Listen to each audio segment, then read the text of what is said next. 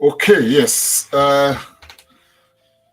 Greetings to you all, and of course, welcome to this very short broadcast. My name is Comrade Lamti Orehi, and Edo Agenda or Bini Agenda. Come together, let's educate. Let us talk to ourselves a bit.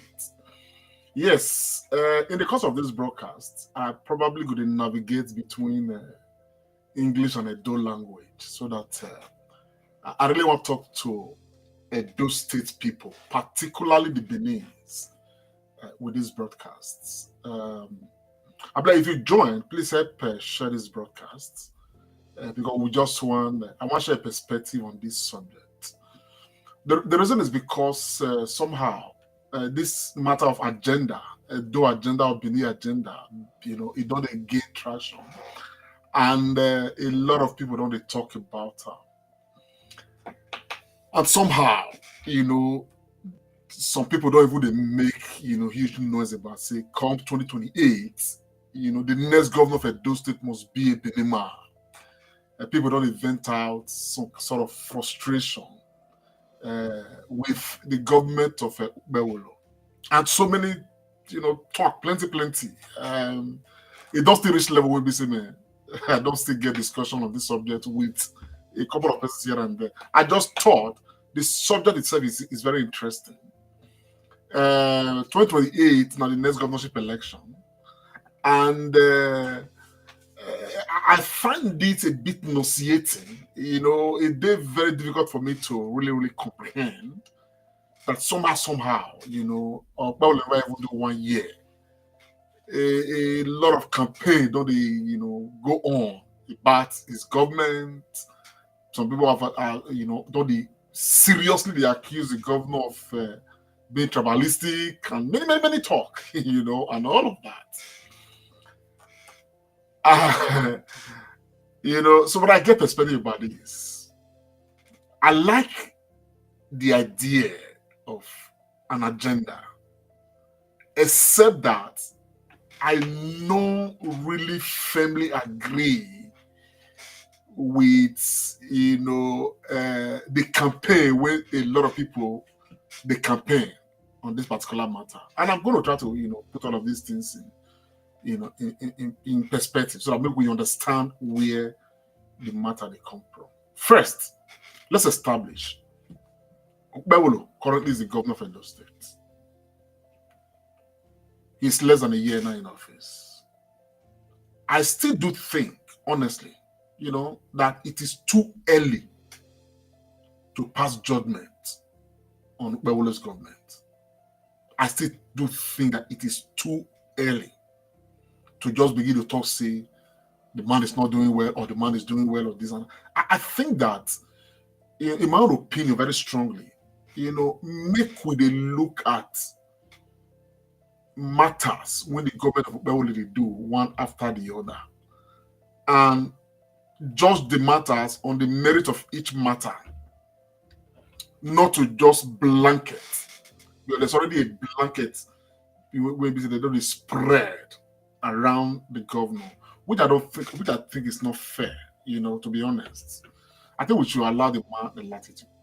Another matter will be saying for me, they're very erroneous as far as this matter of agenda is concerned, is basing an agenda, like this, whether you call it a Bini agenda or a Do agenda, on say how people they see Okpebholo's government.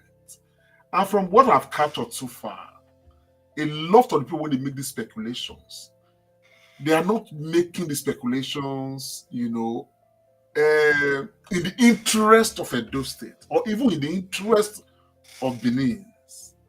I think that the argument that have been advanced, most especially when we don't hear, is too, for me, is too selfish. And a lot of the argument border on say, oh, now so it's set up this committee, now some people full on. And so do that one, now some people full on. Oh, the guys is sanizing everywhere. Oh, there is some. Oh man, some people will be not even support them because there is some man they are all not coming together. Wanna carry chair, wanna sit down.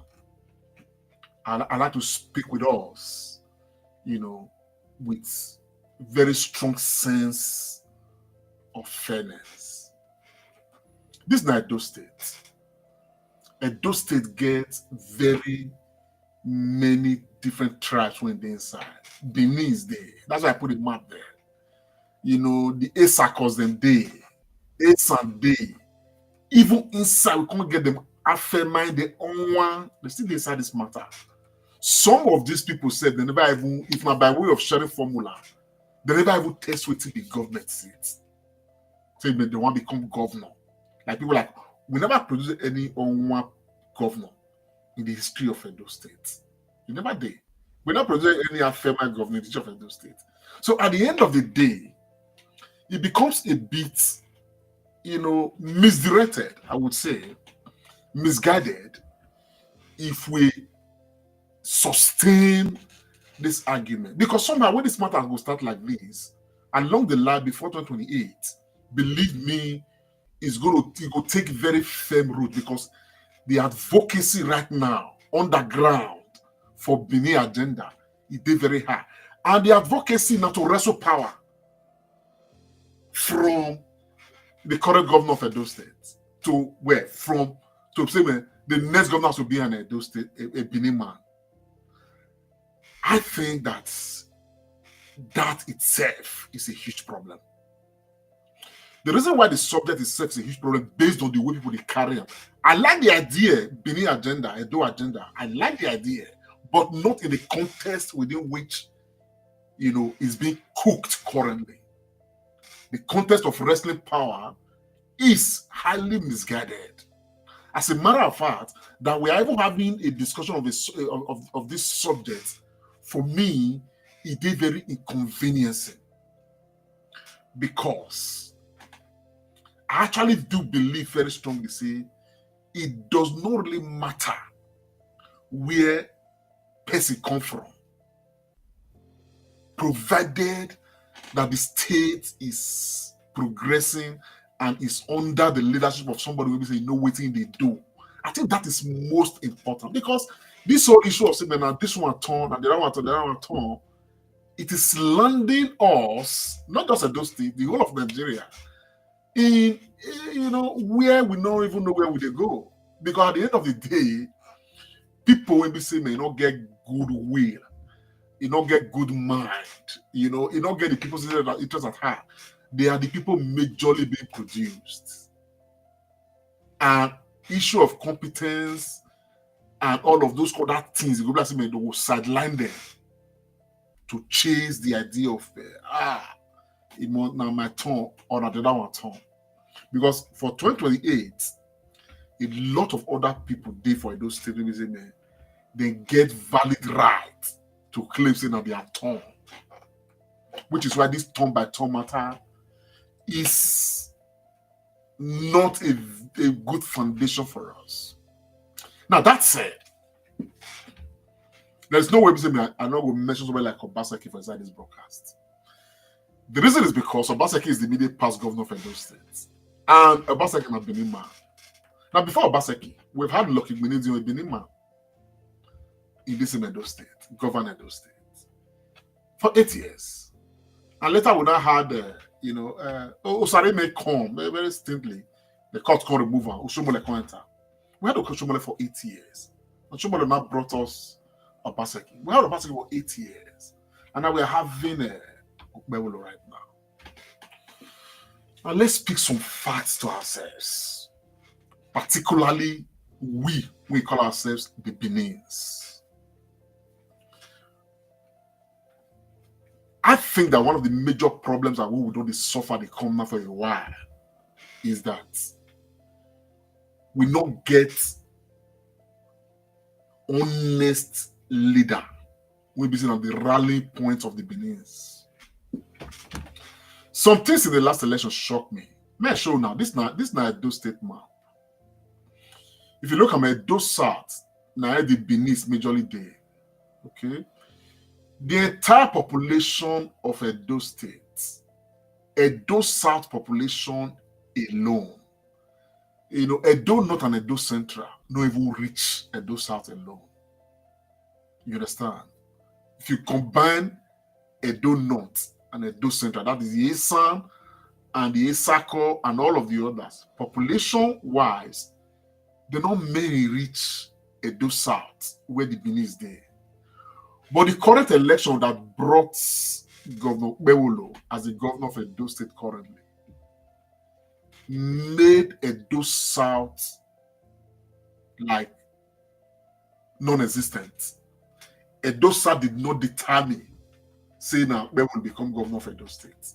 Now the election was hugely manipulated. It's been alleged. There are evidences everywhere to show that this election was hugely tampered with.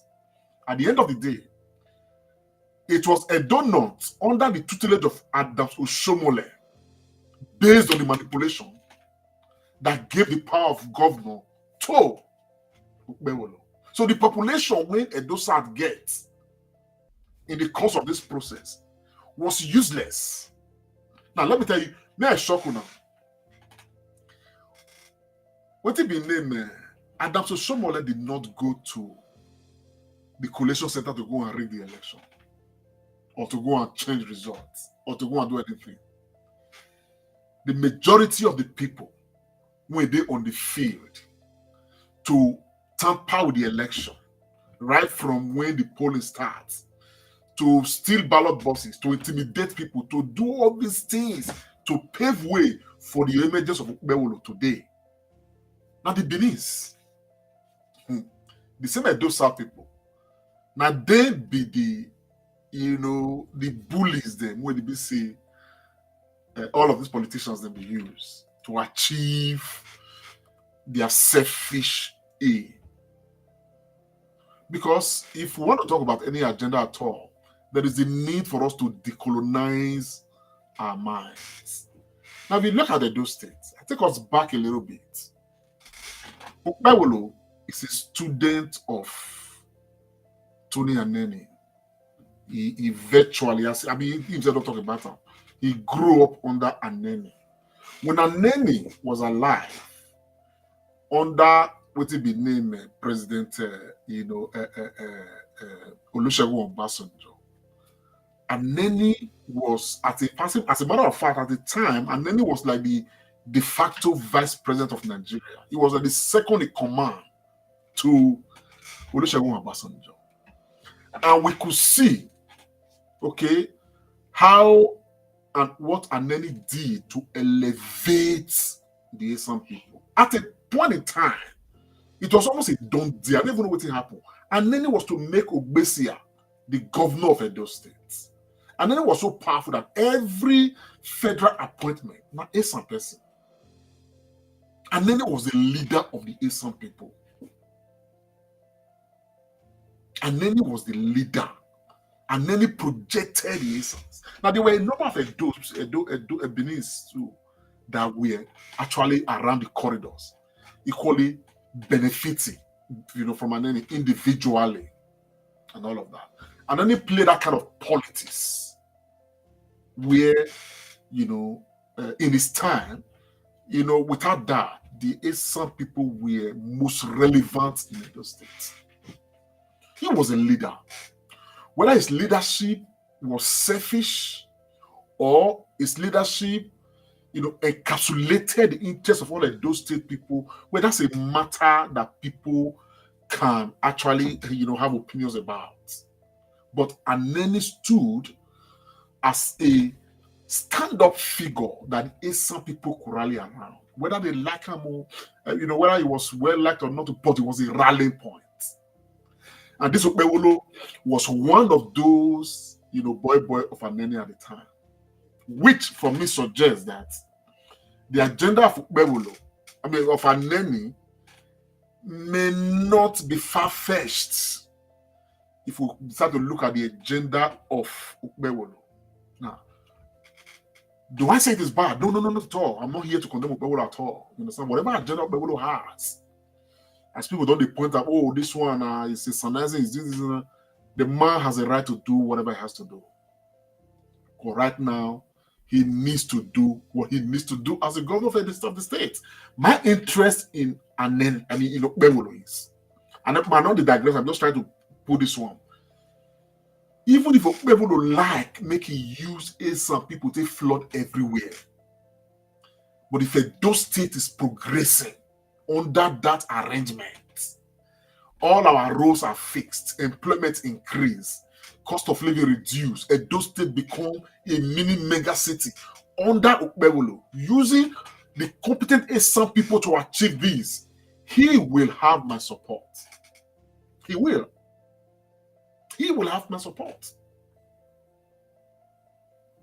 Because this whole issue of say, oh, you appoint this one, you appoint that one, oh, you know, appoint Bini, not this, not that. At the end of the day, we have used that argument so much to take attention away from the nitty-gritty, which is the advancement of Edo State. And coming on, therefore, I don't want to share this book as important, so that maybe we redirect our energy as far as this matter is concerned.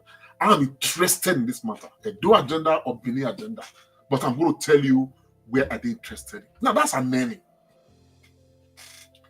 Now, much later, Adams Oshomole, who was the leader of the NLC, gained prominence there because of the Bege way they do that time and every other thing. And he was very smart, a very political Bege way they do that time and every other thing. But we didn't know too much about him. But everybody just saw him as a hero. The guy came into the scene. According to sources, Adams Oshomole moved from PDP to, in fact, he went through all the political parties until he could eventually settle for where he settled. And of course, we saw how the court, he wrestled power from Osaremo Osumbo, and how the court gave him victory. And so Oshomole became governor for 8 years. Oshomole stood out as the leader of the Edo North people, as the leader of the Isako people, as the leader of that region. Yes, what's his name? Oshomole's relevance was, as a matter of fact, you could touch his relevance, you could feel his relevance. Oshomole brought Obaseki, and Obaseki became governor of Edo State. And of course, we saw all the things that happened, the police, everything, how the country separate, everybody couldn't do their own, and every other thing. But even all through the 8 years of Obaseki as governor, Oshomole was still highly relevant. Oshomole has left power more than 8 years as we speak. Oshomole is still the most relevant politician from Edo State. Now, I can tell you that the people that have fueled and engineered and empowered the relevance of this Oshomole, they are the Benis. They are the Benin. The Benis are the people that have made Oshomole most relevant. The Benis are the messengers of Oshomole predominantly. The Benis are the people Oshomole have used to achieve all his political agenda in Edo State. Even when we had a sitting governor, Governor Obaseki, Oshomole was still very relevant. Oshomole comes to Edo State today, everybody knows that Oshomole is in Edo State. Because the man has elevated himself, upgraded himself, and worked himself to that position where he is the rally point amongst his people. And so when he's in Iyamo, and his people are clustered around him, you will find a lot of Benins. You understand what I'm saying now? Also around, clustered around, because the boss is around. From there in Iyamo, he dishes out what he wants done in Benin City. And the boys will move to Benin City and start carrying out the building of Oshomole. As we speak, Oshomole is a standout leader for the Edo North people. Now come to Edo Side Benins. Sadly, we don't have a leader. We don't have anybody that will say, man, this one is the rally point of the Benis. Say, but this one is a political rally point of the Benis. Whom are you going to point out? There's none. Now, The reason why this is sad is that we have had a governor, Obaseki, for 8 years. You understand what I'm saying now? And that position,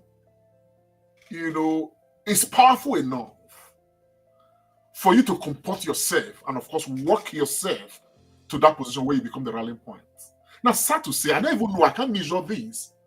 I don't know whether if Obaseki enter Bini today, whether people will even see somebody there around. I don't know. Obaseki has governed after 8 years. He has left. As a matter of fact, he be like person where he pass back door commands. I'm not trying to berate him, but I'm just trying to put some things together based on my own observation. Anybody feel dispute anything when they want dispute. Okay? Now, these are some of the things where, in the last couple of years of Obaseki's second term, I became very, very critical of him because I just thought that the guy was missing the point. Somebody has written and argued that, because Obaseki did not shed billions to Benin or this or that, that is why Benin are against him. No, I think such a person is missing the point. I think leadership is not just about money. There are so many things that have to do with leadership. Oshomole, I understood, was very generous to the people around him. But what Oshomole did most was that Oshomole empowered his people and more around him. That it's just like what Tinubu has done to secure the presidency.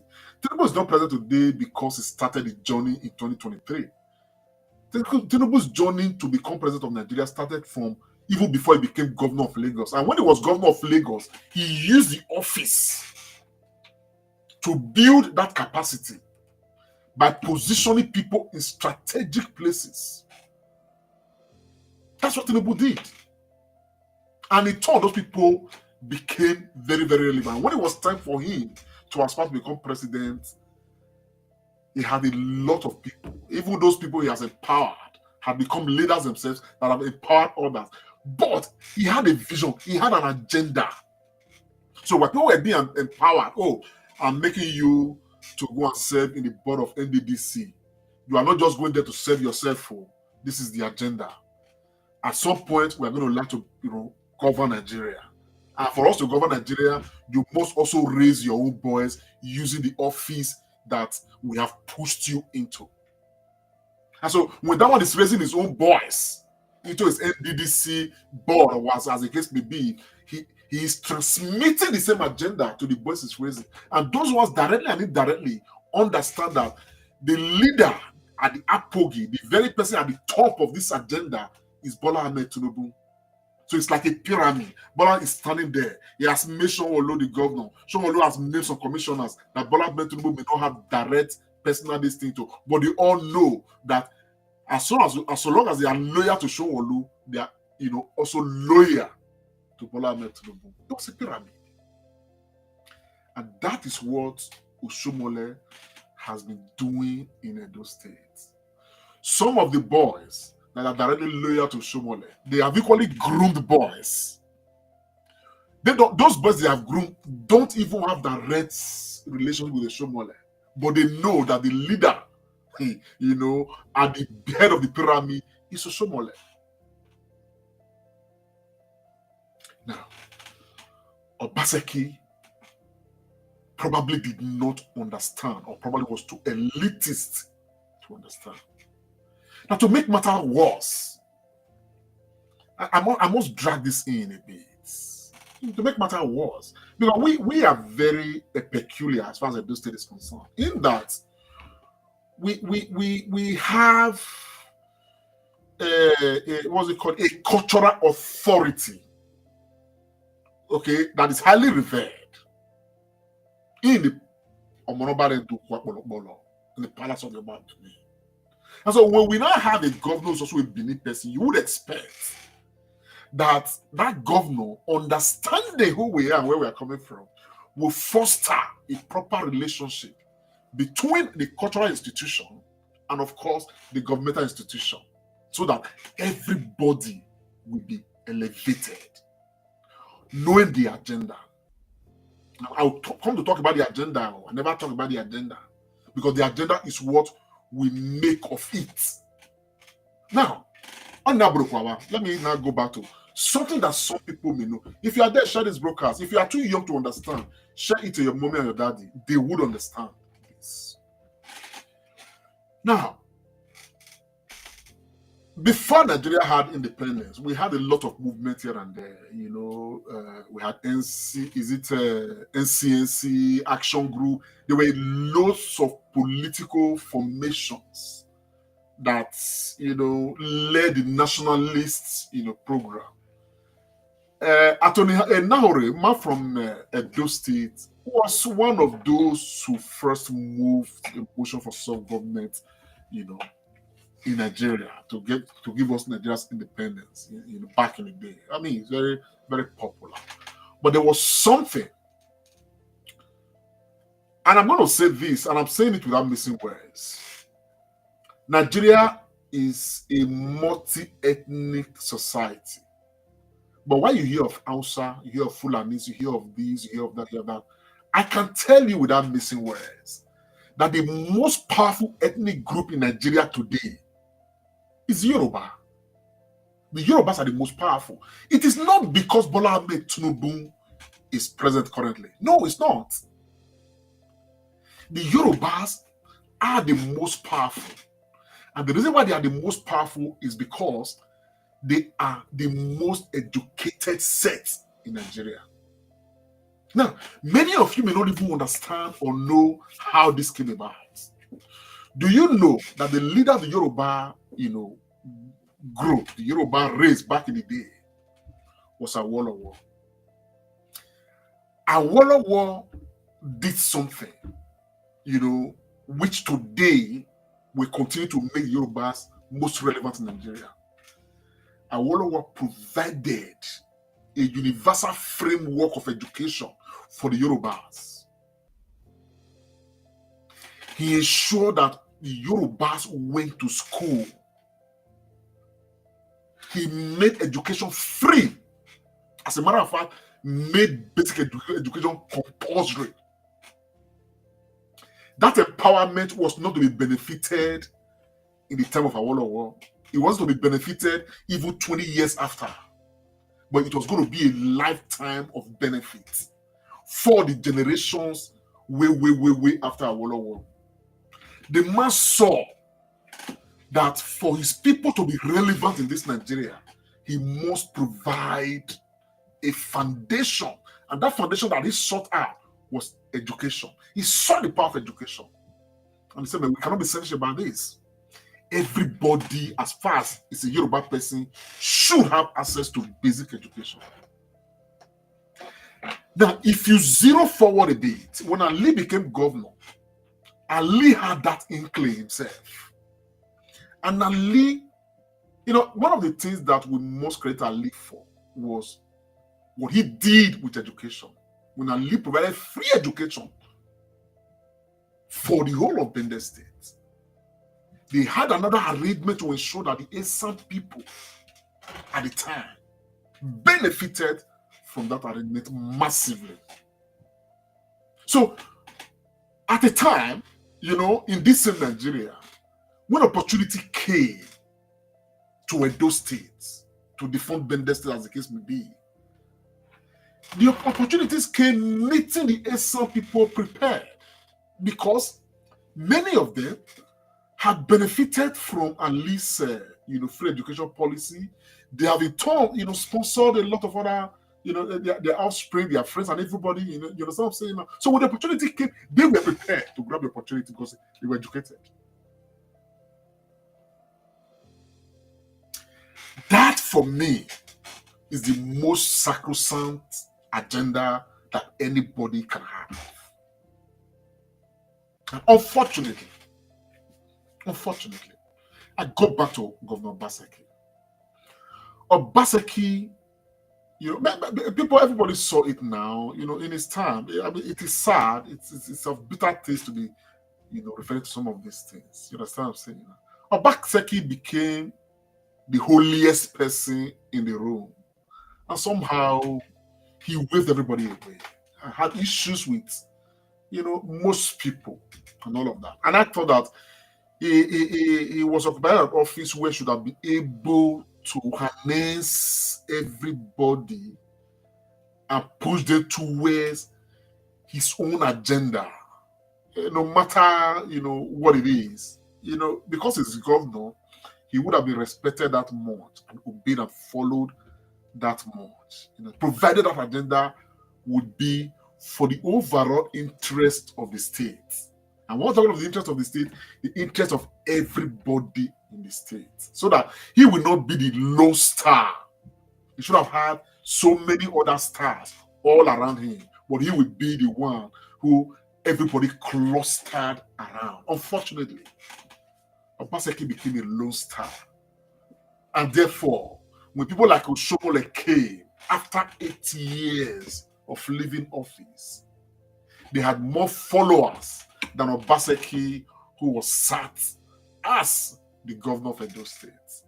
Because Oshomole kept everybody close. All his cronies kept them close. They were still relevant, and were still the ones that were used on the field. They were the ones that were used to go and do the most immoral damage to the state by changing results and all of those things they did to compromise our elections. And all that could happen because they had a Oshomole there. So Obaseki just became a governor, like in passing. And I can tell you that 1 year from now, 2 years from now, you may hardly see anything to refer to in Edo State to say that Obaseki did this. You may hardly see. The structural things in Edo State that you can still see today, people are still referencing Ogbemudia. Even the secretariat that some people want to clap out for Obaseki for renovating. There is no way the symbol for Ogbemudia will leave that secretariat, because Ogbemudia was the one who built that secretariat. Obaseki came to renovate and paint it. So at the end of the day, in the back of everybody's mind, it is still Ogbemudia's project. Now that is not the brilliant of Obaseki. Obaseki did a lot of ephemeral things that you cannot really touch or see. You know what I mean? And he was just elitist,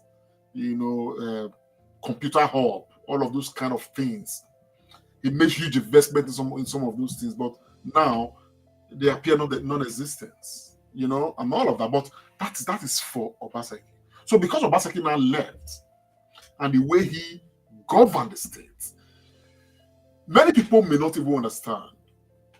Okpebholo has been going to the palace of the Oba of Bini to go and bow down, to pay homage, to do this, to do that. Personally, I'm not carried away. It is not because I think that Okpebholo loves the palace of the Oba of Bini so much. No. Okpebholo saw that Obaseki was weak in that department. And so he is now prostrating and doing everything.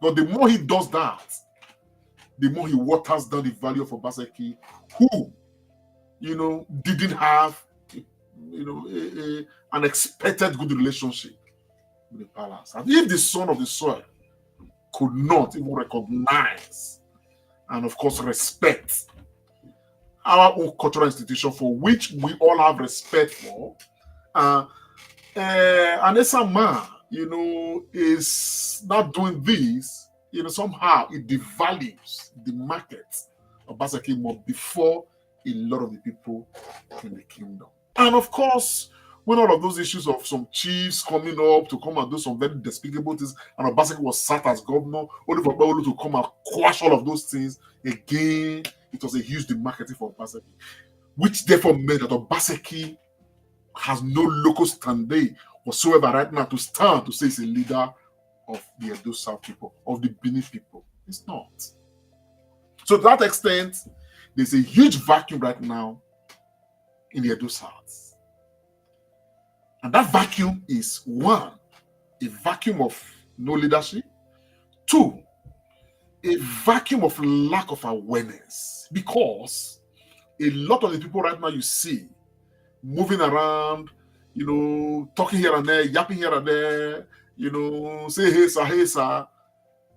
Most of them are not even seeing what tomorrow is going to look like. Most of them are just interested in what goes to their stomach right now. They are not looking at the bigger, broader picture. And it is that bigger, broader picture that actually captures my mind when it comes to a Edo agenda or Bini agenda. I am not even looking at myself right now. I am looking at what the future of this land will be. What are we doing to the people that we uphold and sustain that future of the land? Guys, may we reason.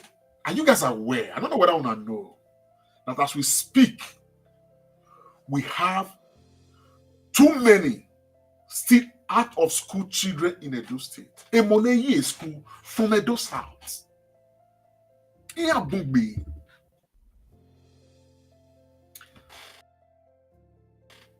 don't make noise about it, but right now, as we speak, for some time coming, this time I'm about to say, I've had a number of children. I have 13 children right now that I'm currently supporting. That's my own way of. This is where me embrace the Edo agenda. Personally, I don't answer me, look, I've got 13 indigent children already saying,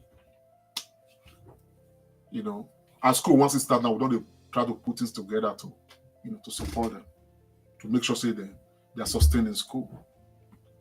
Some of them had no hope at all, but we fished them out. Now, there are so many others out there, if you do, who just wake up in the morning, 6-year-olds, 8-year-olds, 9-year-olds, 10-year-olds. They're just looking around from Ring Road to New Benin to Sakmamba to, That's why I mean, do phone they are survivor. Anyway, they are caught. You see the public massively beating them. Some are going to grow old like that. At some point, the system will catch up with them. Now, I honestly do think, my people, Edo State people, if you're the zone, people who are advocating for this Edo agenda, I want to beg us. By the time we are advocating for Edo agenda for 2028, we are losing the focus. If we must project Edo agenda, we need to come up with a clear plan. Not a plan for 2028, but probably a plan for 2060. 2070, where probably most people right now who are grown-ups right now may not even be alive then.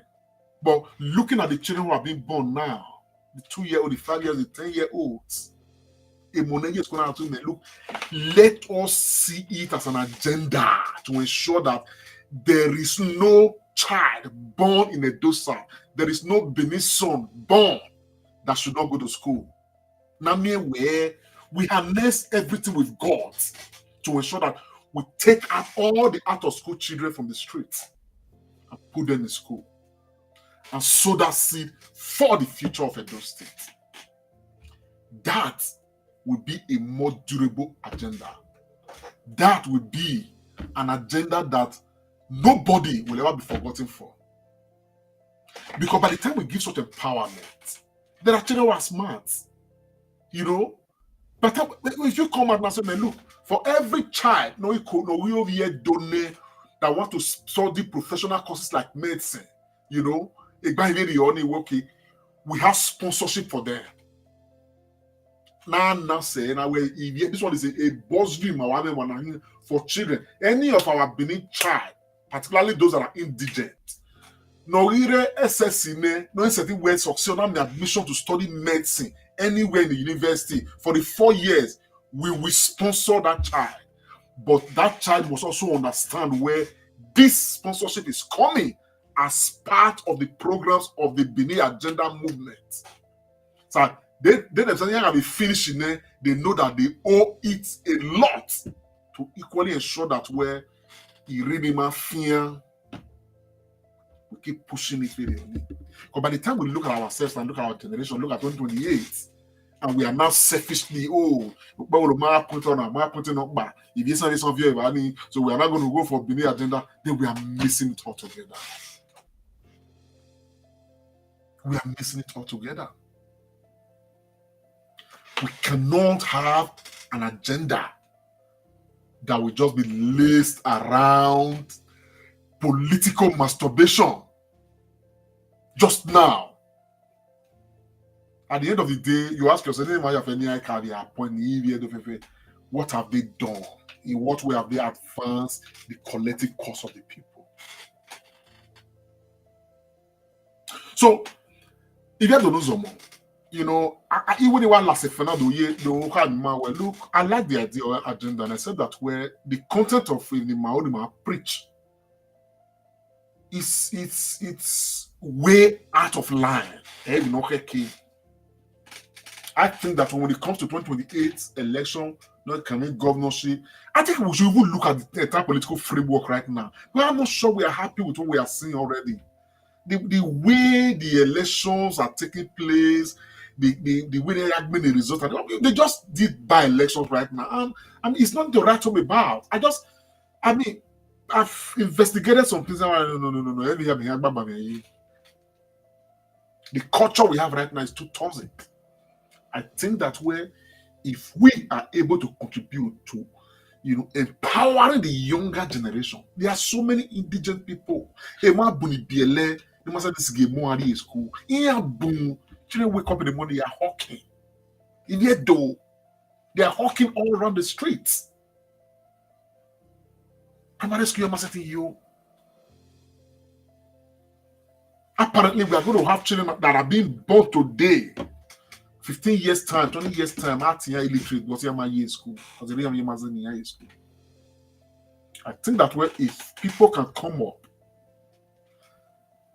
and have a framework, I will join that framework and contribute immensely. Let us now elaborate an agenda like this that will be more enduring. Now, in another 4 years, 5 years, let us not have a single child 90 or year donor in that kingdom or Mona or my year school. We're not waiting for government or the policy of government. We, as Iviedo, we want to take this on board. Now, where all indigent children in my 13 years school. Now, where school. We give them that empowerment. And while that is going on, they are learning from the ropes of the rudiments women. This is why we are doing this. But we want to empower the future of our kingdom. So that when they themselves grow up, they will not depart from that basic and very important lesson. He has a contribution to the kingdom. If we are able to achieve that, we would have sown a seed that will be so enduring that instead of all looking at 2027, in another 30, 40, 50 years, if Edo will be governing Nigeria, they will not just, those they will just not just be, they will be happy to fix Nigeria and make Nigeria a better place for everybody. If the Nigeria or continue, but they will be useful to themselves, useful to the kingdom, and useful to society at large. So on that note, my people, in a way, but it's a subject that from time to time I'm going to be talking about. You understand what I'm saying? We need to do this. There is so much going on in our kingdom, so much that people can intervene in. But to look at 2028, come on, let's just forget about that. I am not saying if you do, he has any contest in 2028, so that's not what I'm saying. But I'm just saying that is not what I think this agenda should be about. The agenda should be about ensuring that re-empowerment is given to the downtrodden, the indigent ones, nigi kedorene. If we can do that, I think that the testimony is going to be great in another 20, 30, 40 years. On that note, my people, my name is Comrade Lamti. I just make a touch on this. I'll be on this subject definitely, again and again as time goes on. Stay blessed, stay out of trouble. I'll see you when I see you. Bye for now.